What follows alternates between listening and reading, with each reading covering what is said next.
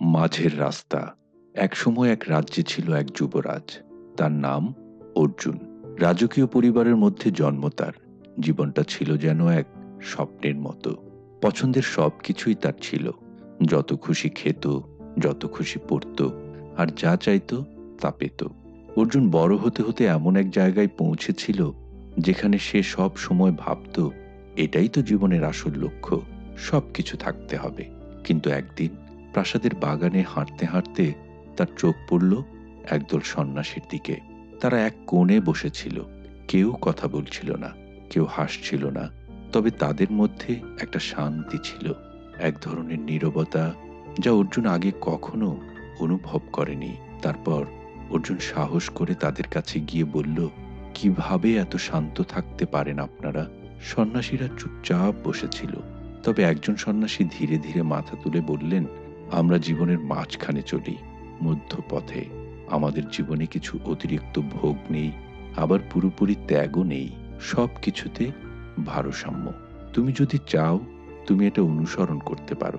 অর্জুন ভেবে দেখল, মধ্যপথ অতিরিক্ত কিছুই না, তবুও শান্তি।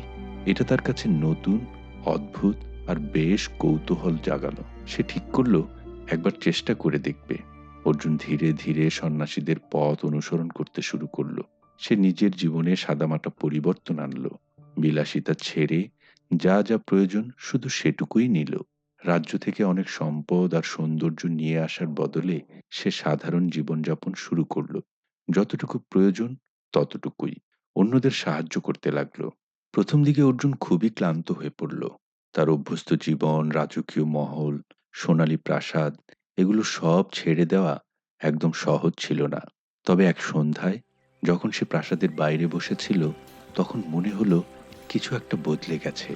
সে ভাবল, বিলাসিতা ছেড়ে এত কিছু পেয়েছি, এত শান্তি। সে অনুধাবন করল জীবনের আসল সুখ কি। এখন অর্জুন অন্য ধরনের মানুষ। সে শুধু রাজা নয়, একজন জ্ঞানী শাসক। তার রাজ্যে শান্তি এবং সমৃদ্ধি ছিল। জনগণের দুঃখ দূর করার জন্য সে নিজের সাধ্য মতো চেষ্টা করত। তার শাসন ছিল ন্যায্য, ছিল করুণাময়। অর্জুন বুঝতে পারল, নিজেকে হারিয়ে ফেললে শান্তি পাওয়া যায় না। জীবনে সব কিছুতে একটা ভারসাম্য থাকবে, যেখানে তৃপ্তি আর শান্তি থাকবে। এভাবে অর্জুন তার জীবন কাটিয়ে দেয়। তার রাজত্বকাল ছিল শান্তিপূর্ণ, আর সে নিজে এক আলোকিত শাসক হয়ে উঠল।